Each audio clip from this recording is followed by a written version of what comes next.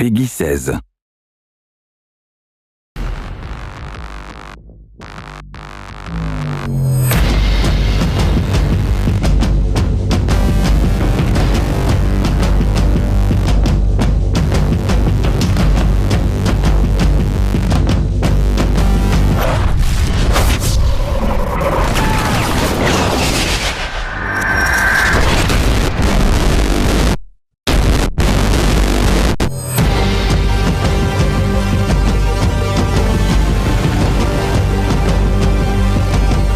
Après Los Angeles et Paris, le tour du monde de la Battlefield TV revient avec un troisième épisode, cette fois-ci scandinave, à Stockholm. Alors en Suède, il n'y a pas que les fabricants de meubles en kit, il y a également les locaux de DICE qui nous ouvrent aujourd'hui leurs portes. Suivez-moi.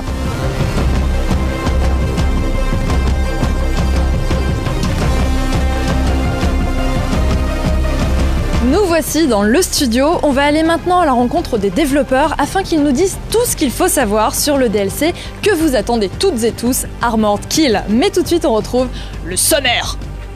Je l'ai bien fait ou pas? Pas mal Salomé. Allez, au programme de ce numéro, le BF Live de Diablo X9 sur le mode maître d'armes. Nous irons à la rencontre de Daemon qu'on ne présente plus. Vous retrouverez également notre vidéo coup de cœur. Et pour finir, ne manquez pas une grande annonce en fin d'émission. Mais tout de suite, nous retrouvons Salomé en compagnie des designers du jeu qui nous parlent d'Armored Kill. So after Close Quarters that was made for the infantry, what is your influence and motivation to make Armored Kill? The idea that we have for the DLC for Battlefield 3 is to focus on the different aspects of the Battlefield experience. And Close Quarters was about, the indoor battlefield between soldiers, really tight, really action-packed, and really, adrenaline pumping. Armored Kill is about the epic scale Battlefield, the big war that Battlefield is so famous for. Close Quarter brought HD destructions. What is the key feature that will bring Armored Kill? I think the key feature of Armored Kill is the epic battle. It's how we produce these huge maps and this large-scale warfare. That's the really key feature. But it comes to life through all the small things that we've added. The new vehicles, the new modes, and the new game mechanics. Can you tell us about the new maps? In Armored Kill, we have 4 new maps. It's Death Valley, Armored Shield, Bandar Desert, and Aldors Mountain.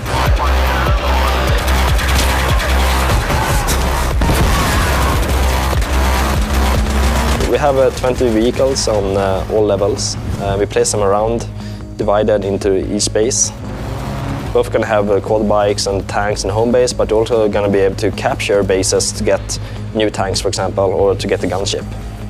And what is new in terms of level design? Since you have to cover so much more area, you really have to use vehicles very tactically and squad play very tactically. You have to play defensive, and also you have to really plan your attack, because sometimes, okay, so we're going to take that flag and 2 tanks are guarding it, and that's not something to take lightly, so you need to really plan ahead and be really tactical about your approach. And what is the influence of the Battlefield community in the choices you made for Armored Kill? Yeah, we always listen to the community. We have lots and lots of feedback coming in, and I think one example in Armored Kill is I saw on a forum one person who actually had an example of what he thought, this would be an awesome idea for a big map. And I think he was actually right. I think it was a really good idea. So we have actually, one of the maps in Armored Kill is heavily inspired by that. So that's just one example. Et maintenant, on va s'intéresser à un nouveau mode de jeu, le maître d'armes. Alors pour en savoir plus, on retrouve tout de suite le BF Live avec une voix familière.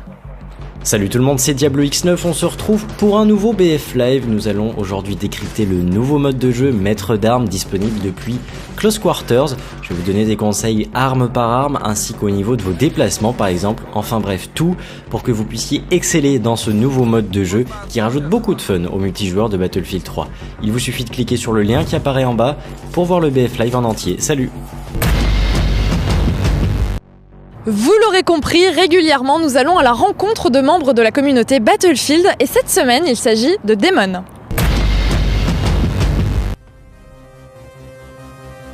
Salut Daemon, alors tu commences à être connu avec tes vidéos guides BF Live, alors depuis combien de temps tu joues à la série des jeux Battlefield et surtout avec quel jeu as-tu commencé? Alors après j'ai commencé en 2002 sur la démo de Battlefield 1942. Ouais. Ça va faire maintenant donc 10 ans que je joue à cette série.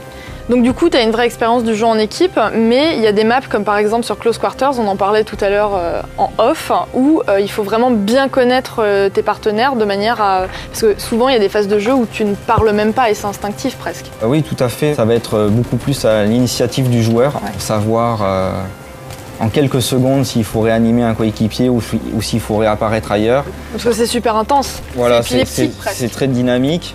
Va falloir faire confiance à ses coéquipiers. Ouais. Tout se fait voilà, à l'instinct vraiment du joueur et à l'initiative. Alors que sur Armored Kill, j'imagine que ce sera plus posé, plus stratégique. On va pouvoir, quand on va être bloqué à un endroit, se cacher, attendre, de tenir un drapeau en attendant les renforts par exemple.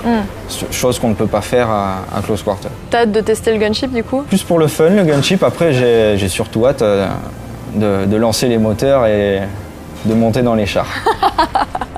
Bon, une dernière question, en exclusivité mondiale pour la Battlefield 3 TV.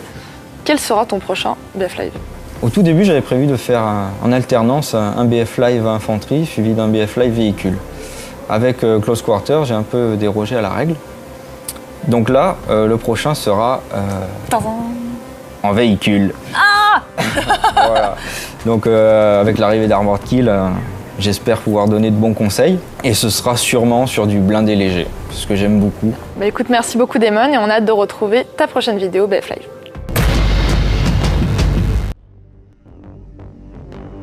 Nous retrouvons maintenant notre vidéo coup de cœur qui est un bel hommage au gameplay spectaculaire de BF3.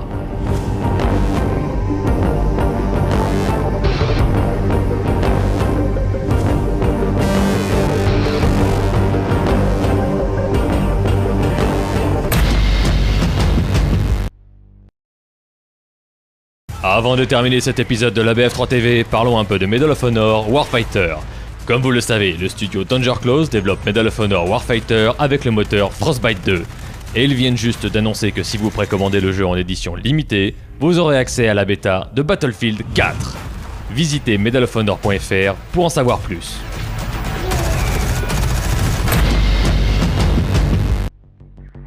C'est donc les cheveux dans le vent que se termine ce 3e épisode de la Battlefield 3 TV. Merci à toutes et à tous de nous avoir suivis.